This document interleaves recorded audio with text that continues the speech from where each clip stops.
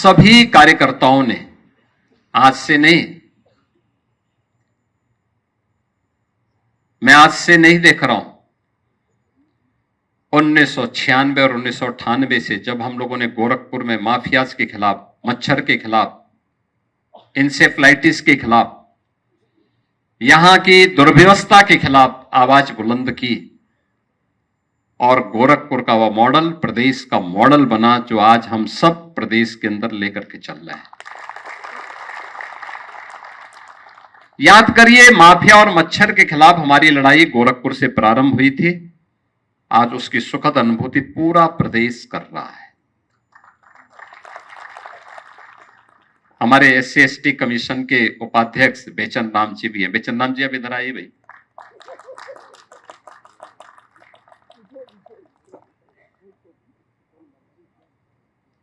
मैं इस अवसर पर हमारे जितने भी नवनिर्वाचित पार्षद हैं उनको भी बधाई देता हूं।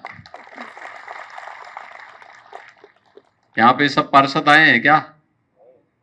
कहां है? खड़े हो जाओ भाई। यहां पे कौन कौन है? ओ पीछे भी है, सब अलग अलग कोने में बैठे हुए हैं। इसका मतलब महानगर के सभी कोनों से आप चयनित किए गए। आप सबको भी मैं बधाई देता हूं। एक लंबी प्रतीक्षा के बाद, और जिले के अंदर भी हर नगर पंचायत में भी 3-3 पार्षद बने होंगे। देखिए, पार्टी के कार्यकर्ताओं को सम्मान मिलना चाहिए। ये मनोनयन उसी प्रकार की प्रक्रिया का हिस्सा है। कुछ का हुआ है, कुछ का अभी और होने जा रहा है। लेकिन 1996, 1998, 2004, 2009, 2014 के चुनाव के दौरान आपके साथ मिलकर के हम लोगों ने संघर्षों को भी, चुनौतियों को भी झेला है, चुनौतियों का मुकाबला भी किया है और विकास के लिए सड़क से लेकर के सदन तक एक लंबी लड़ाई लड़ी। आदरणीय प्रधानमंत्री जी का मार्गदर्शन और नेतृत्व मिला। देश के अंदर परिवर्तन की बहार आई। उत्तर प्रदेश ने वह गड़ाई ली। 2017 में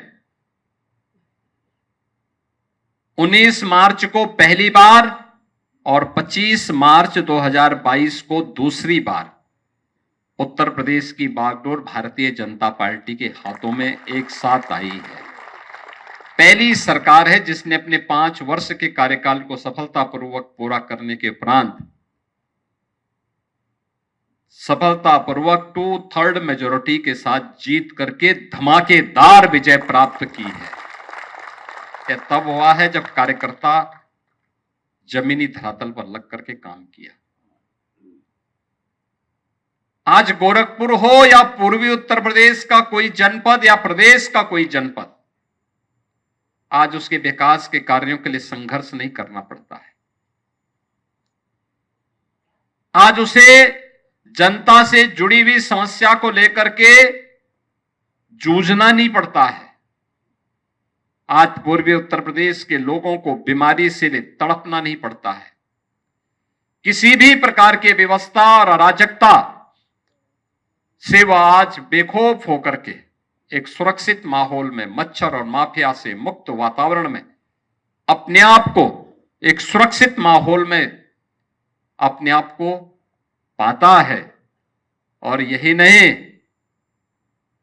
पहले तो प्रदेश और गोरखपुर के नाम पर तो कोई देश में पूछता नहीं था। अगर आपने गोरखपुर का नाम बता दिया और प्रदेश का नाम बता दिया तो सामने वाला व्यक्ति 5 कदम पीछे हट जाता था आपसे। आज आप बताएंगे तो आपके साथ उसका व्यवहार ऐसे होगा जैसे परिवार के सदस्य जैसा व्यवहार। कौन लोग थे जो पहचान का संकट खड़ा कर रहे थे? कौन लोग थे जिन्होंने आपकी पीढ़ी को विकास से वंचित किया था और पहचान से वंचित किया था? कौन लोग थे इंसेफ्लाइटिस से, तड़प रहे, मर रहे उन मासूमों पर जिनकी संवेदना नहीं पिघलती थी, उन्हें सुविधाओं से वंचित रखती थी। राज्य तो वही है, पहले बिजली नहीं मिलती थी, आज बिजली भरपूर मिल रही होगी, भरपूर मिल रही होगी। पहले हमें कार्यक्रम करने के लिए डीएम के कार्यालय की परमिशन लेनी पड़ती थी, और आज इस शानदार एसी ऑडिटोरियम में हम सब अपने कार्यक्रम के साथ जुड़े हुए हैं। आपको भी परवाह नहीं कि शीश महल में भोजन मिले ना मिले, लेकिन कम से कम सभागार में तो आराम से बैठे हैं।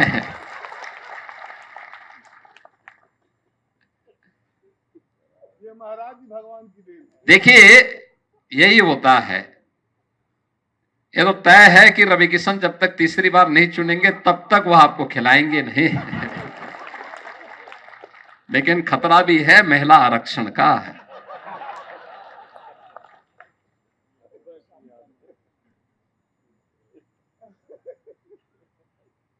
इसलिए मैं तो उनको सुझाव दूंगा कि अभी से खिलाना प्रारंभ कर दे। देखा,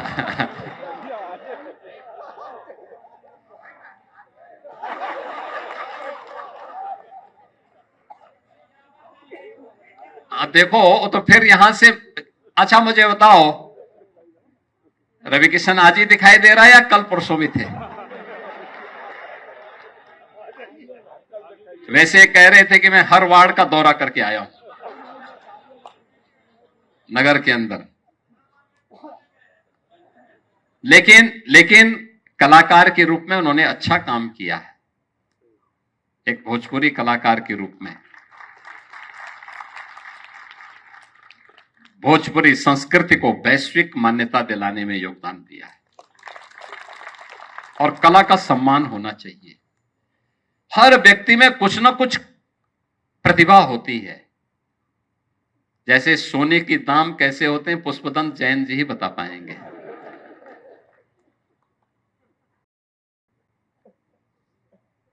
सोना सस्ता होना या महंगा होना है, जैन साहब बहुत अच्छा बता पाएंगे। वैसे ही कला क्या होती है, रवि किशन ही उसके बारे में बता पाएंगे। और कला के महत्व को हम सबको समझना होगा। और ये अच्छी बात है कि आपका सांसद एक कलाकार भी है, भोजपुरी का बेहतरीन कलाकार है, जिन्होंने भोजपुरी फिल्मों की शुरुआत की, उसको एक ऊंचाई दी,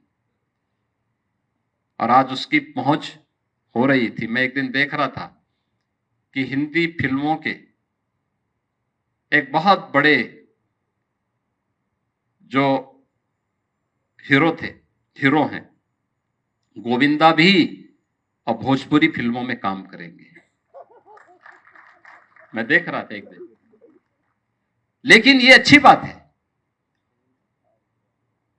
लेकिन विकास के लिए ये केवल आ नहीं जाता है, इसके लिए उस प्रकार की सोच चाहिए। आपने जिन जिन कार्यों के लिए आंदोलन किया, जो आपकी अपेक्षा थी, वह तो हुआ ही, उससे बढ़कर के भी हो गया होगा। आप एम्स के लिए संघर्ष कर रहे थे, एम्स बन गया। इंसेफ्लाइटिस समाप्त होनी चाहिए, आप केवल उपचार की बात कर रहे थे, और ये डबल इंजन की सरकार ने मोदी जी के नेतृत्व में इंसेफ्लाइटिस को पूरी तरह से समाप्त कर दिया। हम केवल बोलते थे कि माफिया से और अपराधियों से राहत मिलनी चाहिए। उत्तर प्रदेश माफिया मुक्त हो गया, दंगा मुक्त हो गया। पर्व और त्योहार अब उपद्रव के साये में नहीं, उत्साहपूर्वक मनाए जा रहे हैं। नवरात्रि में आज मुझे बहराइच में सरयू और शारदा नदी के किनारे एक ऐसे गांव को, 500 लोगों का गांव, एक तरफ मगरमच्छ नदी में और दूसरी तरफ तेंदुआ, हाथी, अजगर जंगल में, और उनके बीच में 500 लोगों की बस्ती। एक भी पक्का घर नहीं, खाना बदोश जैसी जिंदगी। जंगल के बीच में दूर दूर तक 25-30 किलोमीटर तक कोई सड़क नहीं, कोई बिजली नहीं, कोई पानी की व्यवस्था नहीं, नदी का पानी हर सीजन में पीसते थे। आज उन 500 लोगों के लिए हम लोगों ने जगह भी दी है, मकान का पैसा भी दिया, उनको नई जमीन खरीदने के लिए भी पैसा उपलब्ध करवाया है। मैं वहां सुबह वहां गया, फिर मुझे जगत जननी मां भगवती पाटेश्वरी देवी पाटन मंदिर में दर्शन करने का सौभाग्य प्राप्त हुआ। लाखों की भीड़ आई हुई है, लाखों की भीड़। क्या रेला चल रहा था, कोई भय नहीं। महिला, पुरुष, बच्चे, बेटियां, बुजुर्ग, सारे लोग मंदिर में दर्शन करने के लिए। क्या यह 17 के पहले संभव था? क्या 17 के पहले पर्व और त्योहार इसी शांतिपूर्ण तरीके से संपन्न हो सकते थे? नहीं। क्या बीमारी से हमें यही निश्चिंतता रहती थी? नहीं। क्या विकास और बिजली इसी प्रकार से मिल पाती थी? कुछ भी नहीं था। क्या गरीब कल्याणकारी योजनाओं का लाभ बिना भेदभाव के हर व्यक्ति को बिना भेदभाव के ऐसे मिल पाता था? चाहे मकान की सुविधा हो, शौचालय की सुविधा हो, आयुष्मान कार्ड हो, प्रधानमंत्री किसान सम्मान निधि का लाभ हो, उज्ज्वला योजना के कनेक्शन हो, बिजली की व्यवस्था हो, सड़कों के कार्य हो, ये सब नहीं थे। सरकार वही, राज्य वही, तंत्र वही, केवल चेहरे बदले हैं, पार्टियां बदली हैं। जो काम पहले कांग्रेस, सपा और बसपा लूट करके करती थी, उस लूट को बंद करके उसे राज्य के अंदर, विकास के अंदर और गरीबों के कल्याण के लिए बिना भेदभाव के भारतीय जनता पार्टी की डबल इंजन सरकार ने लगा दिया। और जो गोरखपुर में आप देख रहे हैं, यही हर जनपद में है। कोई सोचता था एग्रीकल्चर यूनिवर्सिटी बनेगी, आज कुशीनगर में एग्रीकल्चर यूनिवर्सिटी बन रही है। कोई सोचता था मेडिकल कॉलेज, हमें सोचते थे कि पता नहीं बीआरडी मेडिकल कॉलेज कब बंद हो जाए और इसको भी उठा करके लोग सेफई लेकर के चले जाएंगे। लेकिन आज बीआरडी मेडिकल कॉलेज तो जो डॉक्टर धर्मेंद्र सिंह जी कह रहे थे, सुपर स्पेशलिटी का एक बड़ा केंद्र बनाई है, एम्स भी बना है। महाराजगंज में भी मेडिकल कॉलेज, कुशीनगर में मेडिकल कॉलेज, देवरिया में मेडिकल कॉलेज, बस्ती में मेडिकल कॉलेज, सिद्धार्थनगर में मेडिकल कॉलेज, बलरामपुर में मेडिकल कॉलेज, बहराइच में मेडिकल कॉलेज, गोंडा में मेडिकल कॉलेज, हर जनपद में मेडिकल कॉलेज आ गया। गोरखपुर में आयुष विश्वविद्यालय बन गया, लखनऊ में अटल आवासीय विद्यालय बन गया, महाराज सुहेल देव के नाम पर आजमगढ़ में विश्वविद्यालय बन गया। ये निरंतर चलने वाली प्रक्रिया का हिस्सा, और सरकार ने, डबल इंजन सरकार का जब उसमें स्पीड मिली तो उस स्पीड ने उसको परिवर्तित करके आम नागरिक के जीवन में परिवर्तन लाने का काम किया है।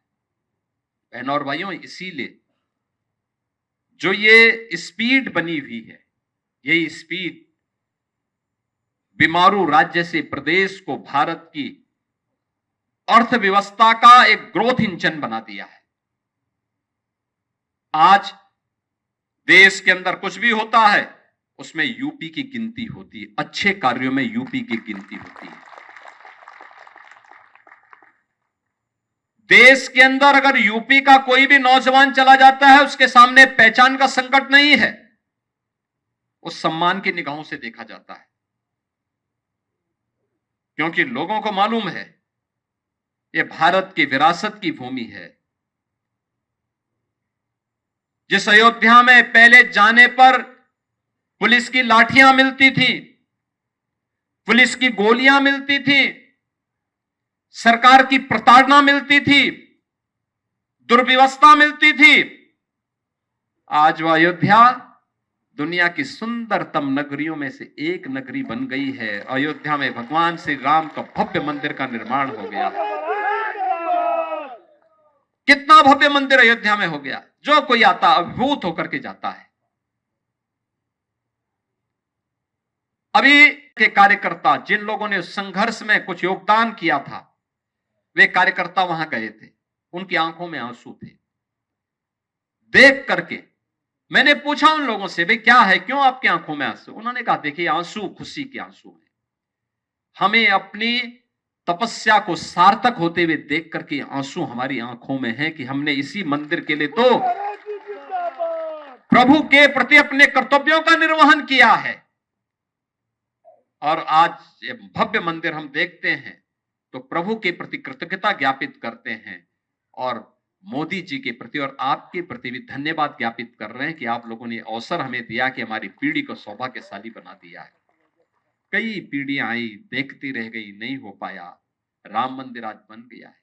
आज आप काशी में, काशी विश्वनाथ धाम में जाइए, कितना भव्य धाम बन गया है। मां विंध्यवासिनी धाम में जाएंगे, कितना भव्य बन गया है। किसी भी मंदिर में जाइए, आपको कुछ परिवर्तन देखने को मिल रहा होगा। लगभग 1500 प्रदेश भर के 1500 मंदिरों में जाकर के हम लोगों ने कुछ न कुछ धनराशि देकर के उसके सुंदरीकरण के कार्यक्रम को अब तक संपन्न किया है। हर एक जगह कुछ न कुछ करने का प्रयास किया है। पहले ये नहीं होता था, पहले मंदिरों को सुविधा नहीं मिलती थी, ये पैसा कब्रिस्तान के लिए जाता था। समाजवादी पार्टी के एक नेता यही बोल रहे थे, उन्होंने कहा साहब आपने कब्रिस्तान का पैसा डाइवर्ट, हमने डाइवर्ट नहीं किया, पैसा सरकार का पैसा था, जनता का पैसा था। आपको कब्रिस्तान प्यारा था तो आपने वहां पैसा दिया, हमें मंदिर प्यारे हैं, हम मंदिर के लिए पैसा दे रहे हैं।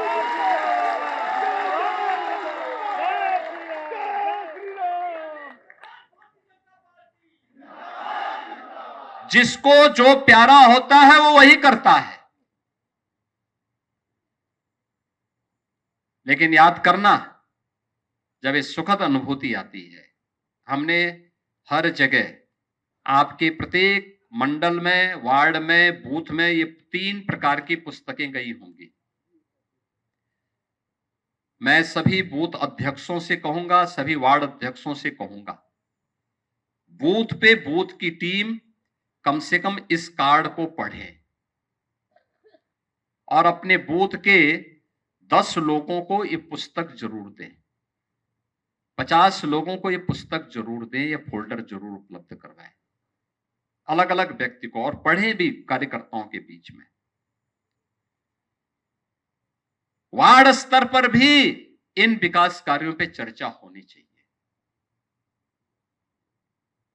अगर हम विकास के मुद्दे पर चर्चा नहीं करेंगे, उपलब्धियों पे चर्चा नहीं करेंगे, तो जनता उसको भूलेगी।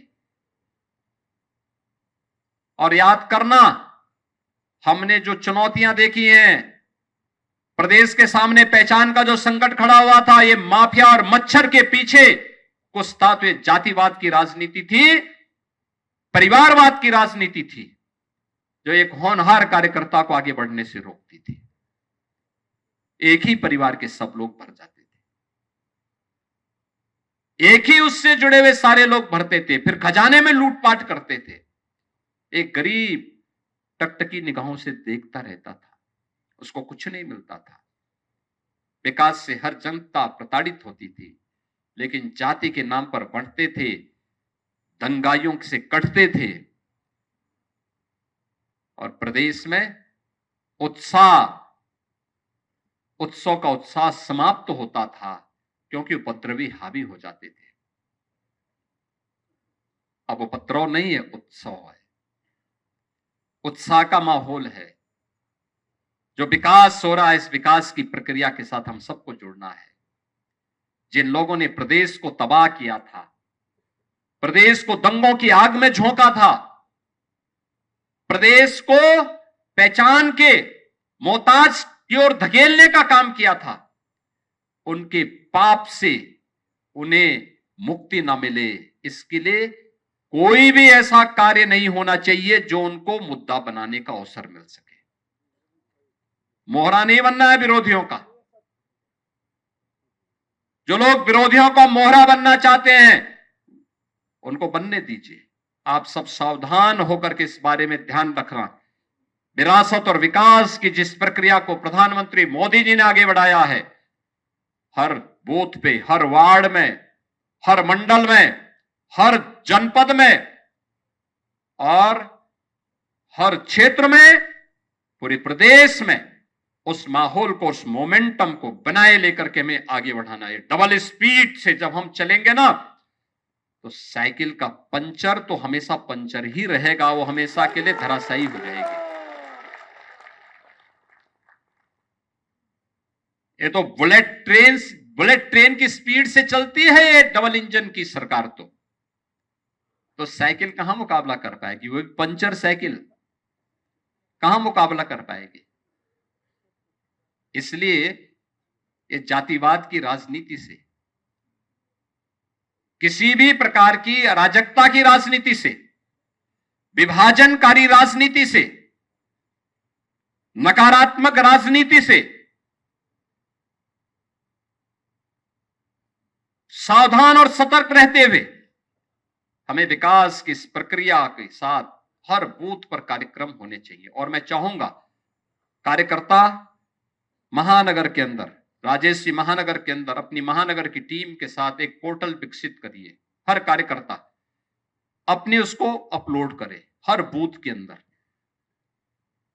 हर बूथ का कार्यकर्ता कहां बैठक हो रही है, हर किस वार्ड में बैठक हो रही है, उस वार्ड के लोग, जिन वार्डों में पार्षद नहीं है वहां पे जो 10 पार्षद आए हैं इनको एक एक की जिम्मेदारी दे दीजिए। अन्य कार्यकर्ताओं को भी जो मनोनयन की प्रक्रिया होगी उनको एक वार्ड सौंप दीजिए।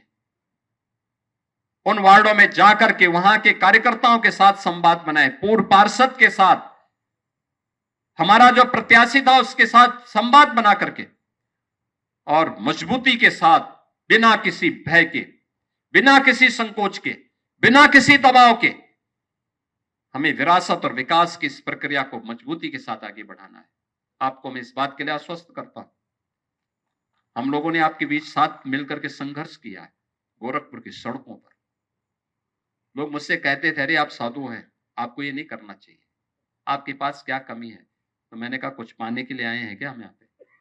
अरे गरीब के लिए लड़ाई लड़ने के लिए आए हैं, एक कमजोर को उसकी आवाज देने के लिए आए हैं, गोरखपुर को उसकी पहचान दिलाने के लिए आए हैं। हम भीख मांगने के लिए नहीं आए हैं। उस समय जो लोग गोरखपुर को वंचित करते थे बिजली से, पानी से, यहां के बीमार बच्चों के लिए उपचार से उन्हें वंचित करते थे, प्रदेश की जनता ने उनको तरसा दिया है। सत्ता से तरसा दिया है। और ये लोग केवल आप ही के साथ अन्याय नहीं करते थे, पूरे प्रदेश के साथ अन्याय करते थे, शोषण करते थे, गुंडागर्दी करते थे, माफियाओं को प्रश्रय देते थे। इन माफियाओं के माध्यम से प्रदेश को नुचवाते थे, बहन बेटियों और व्यापारियों की सुरक्षा पर खतरा मंडराते थे। क्या चिकित्सक हो, क्या व्यापारी हो, इनसे फिरौती वसूला जाता था। आज तो कुछ नहीं हो सकता, क्योंकि मालूम है कोई करेगा तो आगे के हाल क्या होने जा रहे हैं, यह भी वो जानता है। और इसलिए हम सब आपको इस बात के लिए आश्वस्त करते हैं कि प्रक्रिया विरासत और विकास की अनवरत बनी रहनी चाहिए, मजबूती के साथ आगे बढ़ी रहनी चाहिए। आप सभी पदाधिकारी और कार्यकर्ताओं के साथ हम मजबूती के साथ खड़े हैं, पूरी मजबूती के साथ खड़े हैं। आपको अपने अपने बूथ को, अपने अपने वार्ड को, अपने अपने मंडल को, अपनी अपनी इकाई को मजबूती के साथ आगे बढ़ाने की तैयारी करनी चाहिए। पूरी डबल इंजन की सरकार आपके साथ खड़ी होकर के विरासत और विकास के इस अभियान को अनवरत आगे बढ़ाएगी। इस विश्वास के साथ नव निर्माण के 9 वर्ष के अवसर पर, क्योंकि यह आपका परिश्रम का परिणाम है और आदरणीय प्रधानमंत्री जी का नेतृत्व और मार्गदर्शन, हम जो कुछ भी प्रदेश में कर पाए हैं, जो ये भव्य, दिव्य और नव्य कर पाए हैं, वह इन 9 वर्षों के अंदर वह देश और दुनिया में उत्तर प्रदेश की एक नई छवि को प्रस्तुत करता है।